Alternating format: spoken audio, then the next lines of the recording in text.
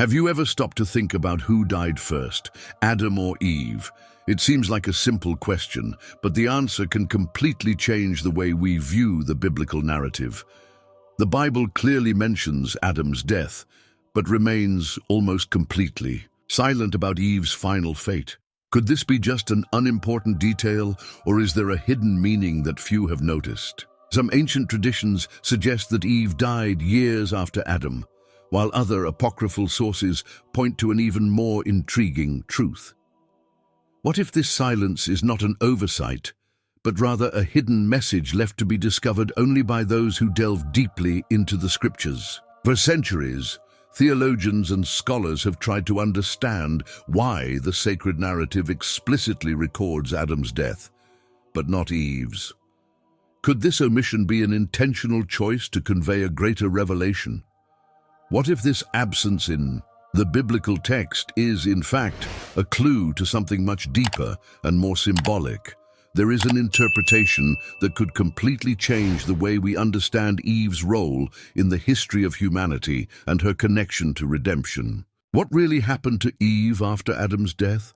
Did she live for many years in silence, away from the main narrative, or is there a mystery behind what the Bible chose not to record?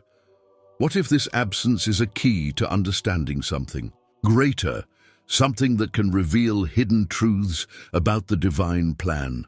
The answer may lie in a detail that has gone unnoticed by many, but that can completely transform your understanding of the scriptures.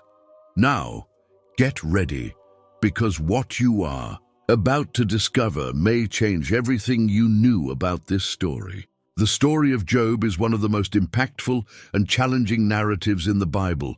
A man who seemed to have everything, wealth, health, family, and suddenly finds himself at the center of inexplicable suffering. The big question that arises throughout his story is, why did he, who seemed to be a model of virtue, suffer so much? And more importantly, what does this story have to teach us about life, faith, and the difficulties we face every day? But before we delve into Job's pain and suffering, we need to understand who he was and the context in which this story unfolds. Job was no ordinary person. He was a man of great wealth, with an exemplary life and an enviable reputation. He was known for his unwavering faith and his commitment to justice and goodness. He not only feared God, but he lived according to God's principles. His behavior was a reflection of his devotion. He regularly offered sacrifices, not only for his own guilt, but also for the sins of his children, showing his care and responsibility as a father and spiritual leader. Job lived in a time of great material prosperity, but also of great spiritual testing. His life seemed to be a perfect representation of what many consider the dream of a successful life: wealth, status, a happy family. However, what really matters in our lives, and what Job was about to learn, is that this material prosperity can be fleeting, and the real issue is our relationship with God in times of adversity. The crux of Job's story begins to unfold when we are taken to a very interesting scene that takes place in heaven. At one point, God himself makes a point of showing Satan his trust in Job, and it is in this scenario that the great test begins. God questions Job's integrity, and Satan launches an accusation. Does Job remain faithful because he has a comfortable life, full of blessings? Or is his faith genuine, without interest in material rewards? Satan suggests that if Job's life were taken abruptly, he would quickly turn away from God. God then allows Satan to test Job's faithfulness in an extreme way, but with one limit: he cannot take Job's life. What follows is a sequence of devastating events that test Job in unimaginable ways. First, he loses his material possessions. All his livestock, the means of his wealth, are stolen or destroyed. His servants are killed in unimaginable attacks. And if that weren't enough, his children, who were at a party, also die in a tragic collapse of his home. He goes from a man of wealth and happiness to someone who is virtually stripped of everything he owned. But Job's suffering doesn't stop there. In a second stage of the test, Job is struck by a terrible disease. His skin becomes covered in painful sores, and he finds himself physically scarred, devoid of any sign of health. It is at this point that he really begins to question his own existence and the meaning of his suffering. What has he done wrong? Why is he suffering so severely when he has never harmed anyone and has always sought to live according to God's precepts? If you have ever wondered why bad things happen to good people, Job is about to offer you some profound reflection. Job's suffering goes beyond a question of human justice. He questions suffering, but he also seeks answers in God's silence. And in a way, that is the greatest part of the test.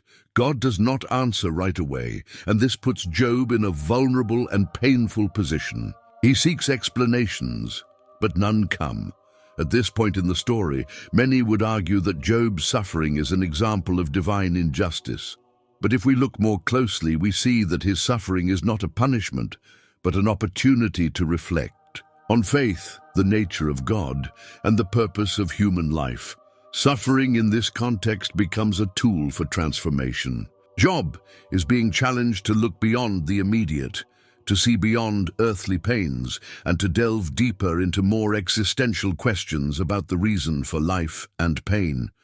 From there, Job's friends enter the scene. They do not come up with an answer to Job's suffering, but they try to convince him that he must have committed some grave sin to deserve such a fate. They represent human attempts to understand pain and to find a concrete reason for suffering.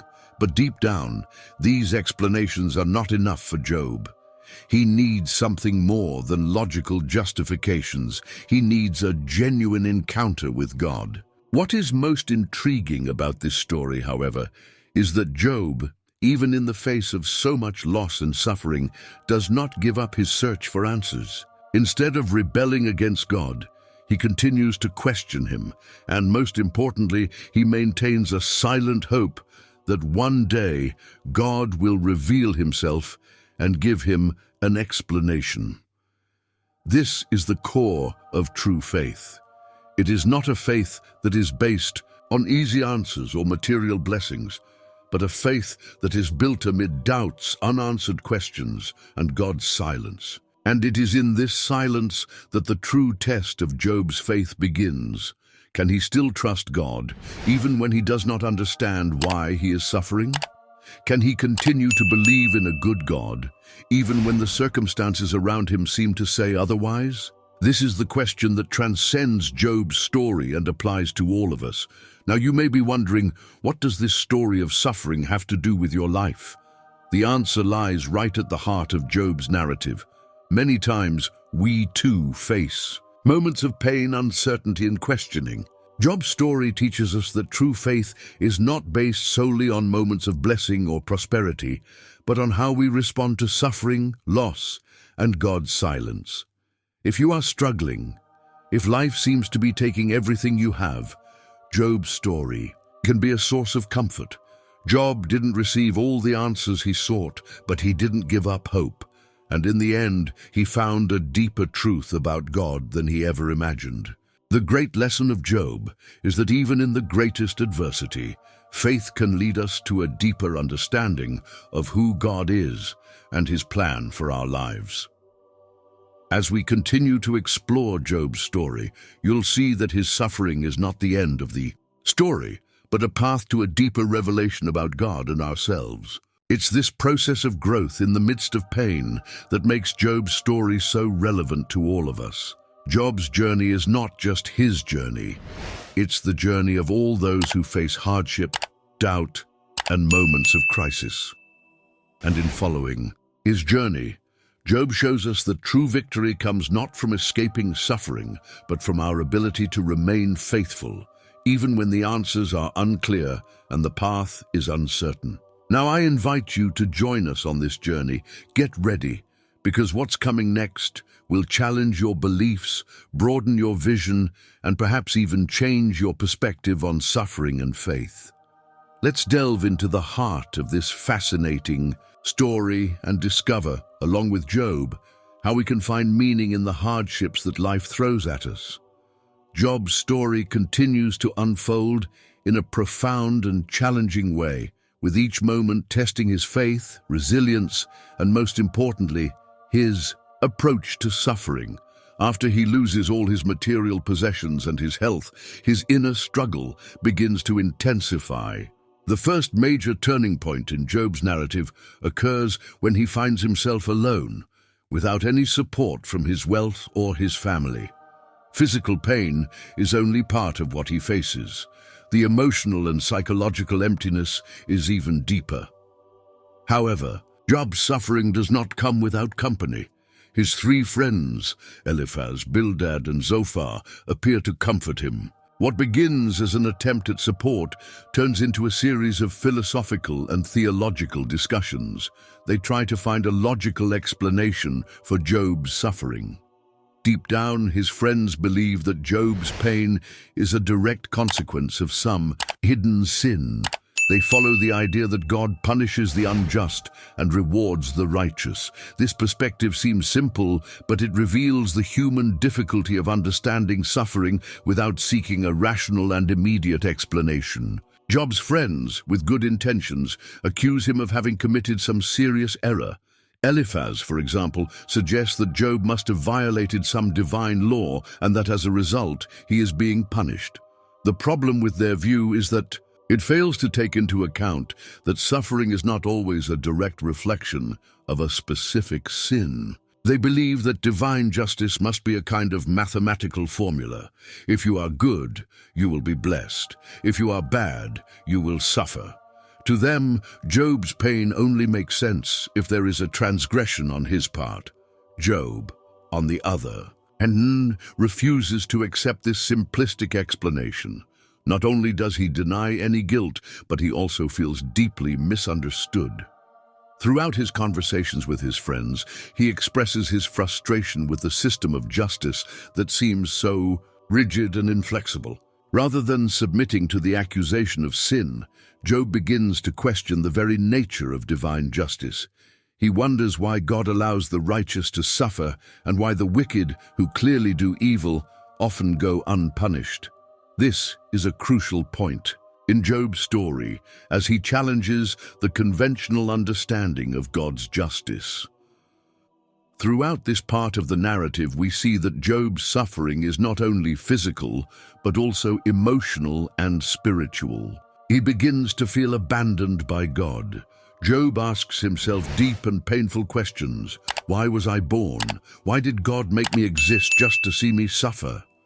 He even wishes he had never been born, and his anguish is reflected in a constant lament for his life. Job's loneliness is evident. He feels that despite having been a faithful and just man, God does not listen to him. God's silence, so present in his life, is one of the greatest pains he faces. The way Job deals with this silence is one of the keys to understanding the depth of his faith. Although he questions, although he is deeply hurt and worn out by pain, he never abandons his belief in God. He does not understand the reason for his suffering, but he continues to seek answers. And, more importantly, he continues to seek a conversation with God. He wants to understand. He wants God to manifest himself and explain the reason for so much suffering. With each new speech from his friends, Job's frustration grows. They do not understand his pain, and their attempts to rationalize Job's suffering only deepen his loneliness. Job begins to realize that his real struggle is not with his friends, but with God. He wants a direct encounter with the Lord, a clear explanation for what is happening in his life. Job's suffering then becomes a deep spiritual conflict. He wants to understand the nature of God, divine justice, and why all of this is happening to him. This dilemma, seeking God's explanation for human suffering, is one of the major themes of Job's story. And it is interesting to note that, contrary to what many people might expect, God's answer does not come in a simple and straightforward way. Rather than giving Job a clear explanation of suffering, God responds in a way that defies even more human understanding. He does not offer a logical justification or a simple reason for Job's suffering. Instead, God asks Job questions, leading him to reflect on the vastness and complexity of the universe and his own role in this vast divine plan. God, by questioning Job, makes him realize that human understanding is limited. He asks Job if he has the power to control the universe or to understand the perfect workings of creation. God reveals to Job that although pain and suffering are part of human life, they are not something that can be fully understood or explained by human reason. God's answer to Job is not a simple answer, but a profound revelation about the nature of suffering and the relationship between human beings and the Creator. God's response to Job is one of the most powerful points in this story. God does not deny Job's suffering, but challenges him to look beyond the immediate suffering and understand the greater purpose of his existence and his relationship with the divine. God does not provide easy answers or simple explanations, but rather leads Job to a deeper understanding of himself and his place in the world. This part of the story is crucial because it shows that suffering, although painful and difficult, is not in vain. It has a purpose that goes beyond what we can understand. Suffering is not just a punishment, but an opportunity for human beings to grow spiritually, to learn to trust God, and to understand life in a deeper way. By not giving immediate answers, God teaches Job and us that true faith does not depend on explanations, but on unshakable trust in God's goodness and wisdom, even when we do not understand the reason for the suffering. The story of Job continues to teach us that suffering is part of the human condition, and that there are no easy answers to life's deepest questions. How we deal with suffering, with faith, patience, and trust in God, is what truly defines our character and our relationship with our Creator. Thus, Job's journey, with all its hardships and challenges, is not just a story of suffering, but a story of faith, endurance, and ultimately, revelation. As we reflect on Job's experience, we are challenged to look at our own struggles in a different way. Instead of looking for easy explanations or immediate answers, we can learn to trust God, even in the moments of silence and pain. Suffering, as we see in Job's life, can be an opportunity to grow in faith, to deepen our understanding of life, and to draw closer to God. Ultimately, Job's story is not just an ancient story, but a timeless narrative that speaks to the hearts of all who face hardship and moments of doubt. It challenges us to face suffering with courage and confidence, knowing that even in the midst of pain, God is present and can lead us to a deeper understanding of His love and purpose for our lives. The climax of Job's story comes when God decides to reveal Himself to him. After long dialogues with his friends and a painful journey of questioning, Job finally receives a direct answer from God. But surprisingly, this answer is not what he expected. Instead of an explanation of suffering, God presents Himself in an imposing manner, questioning Job about his ability to understand the mysteries of the universe. God asks Job, "Where were you when I laid the foundations of the earth? Tell me if you have understanding." These words come as a shock to Job, for he who had been seeking a logical explanation for suffering is now confronted with the vastness and complexity of creation. God does not respond directly to Job's suffering, but challenges him to understand that, as a human being, he is limited in his vision and understanding of God's purpose. At this moment, Job is forced to recognize his smallness in the face of God's greatness. He realizes that no matter how inexplicable his suffering, he is not in a position to question the ways of the Creator.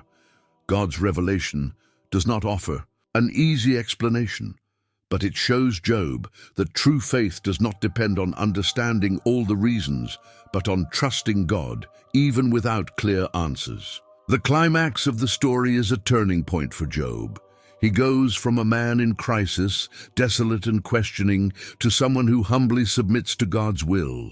At this moment, the tension is resolved, and Job finds an inexplicable peace, knowing that God is sovereign and trustworthy, even in moments of silence and pain. After God's impactful answer, a new mystery arises. What happens after this radical transformation of Job? Up until this point, Job's suffering seemed endless, with friends who accused him more than they comforted him, and an existential crisis that consumed him. But God, instead of offering explanations about the reasons for his suffering, asks a question that does not leave Job with more doubts, but with a feeling of wonder and humility. This divine revelation makes the viewer or the reader ask himself, what will happen to Job now? He has accepted God's silence and bowed before divine greatness. But what does this really mean for his life? Will he be healed of his wounds? Will his fortune and family be restored? How will he live after this transformative experience? These questions emerge, creating a curiosity trigger that keeps the viewer engaged. God's response to Job's suffering is not a simple solution, but rather an invitation to something deeper, unconditional trust in something we cannot control or fully understand. This narrative twist leads the audience to want to know more about how suffering can be reconciled with faith, what happens to Job after the revelation, and what is the true purpose behind all his suffering. It is at this point that the viewer is invited to reflect on their own crises and moments of silence in their life, leading them to question what it really means to trust God, even without all the answers. The mystery remains. What is Job's next step, and what does this teach us about our own struggles? After the immense silence and mystery, Job finally receives God's answer, not in explanatory words, but in a revelation of the divine immensity. The feeling of being a small creature before something so great provokes a profound inner transformation in Job. He, who had previously questioned the reason for his suffering, now understands the limitations of his human perspective in the face of the vastness of the cosmos and the infinite wisdom of God. The outcome of his story is not just a recovery of material goods or his health, but an experience of spiritual rebirth. God, in restoring Job's life, not only restores his fortune and family, but also places him in a position of spiritual authority. Job now understands that suffering is not a punishment, but an opportunity to learn and grow. Loss, pain, and adversity become essential parts of his journey of faith. He no longer sees suffering as something to be avoided, but as an intrinsic part of the human journey. The outcome is a victory not only over external adversities, but over Job's inner resistance to accepting the mysteries of God. He no longer has the answers he so desperately sought, but has found something more valuable: a complete trust in God's sovereignty, even when the reasons remain hidden. Job's restoration symbolizes the human capacity to overcome adversity, even when the suffering seems unbearable, and to emerge stronger than before. This transformation is, therefore, Job's true victory. What appears to be a simple material recovery reveals itself to be a profound spiritual renewal, which goes beyond the physical and touches the heart and soul. The outcome makes it clear that the true reward is not in what we receive, but in how we respond to life's challenges, with faith, courage, and humility. The end of Job's story leaves us with a profound question: what truly defines our faith?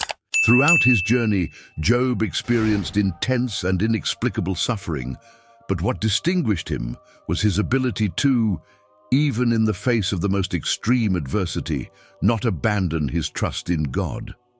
In a world where we often seek quick answers to life's difficulties, Job's story teaches us that often True faith is not in finding all the answers, but in trusting in the divine mystery. Job did not fully understand the reason for his suffering, and yet he found a greater purpose than simply understanding the reasons behind his suffering. He discovered that, as painful as it was, suffering can be a channel to a deeper relationship with God.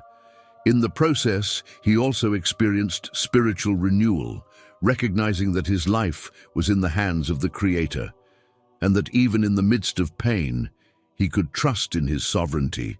This reflection on suffering and faith is not only a lesson for ancient times, but also for us today. Life challenges us with its struggles and losses, often without explanation. But the big question is, how do we respond to them?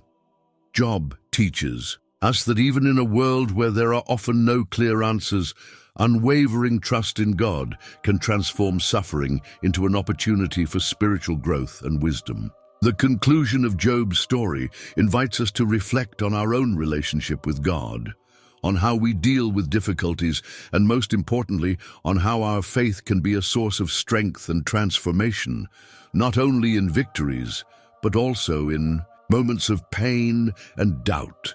When we trust even without understanding, our relationship with God deepens and true peace is found.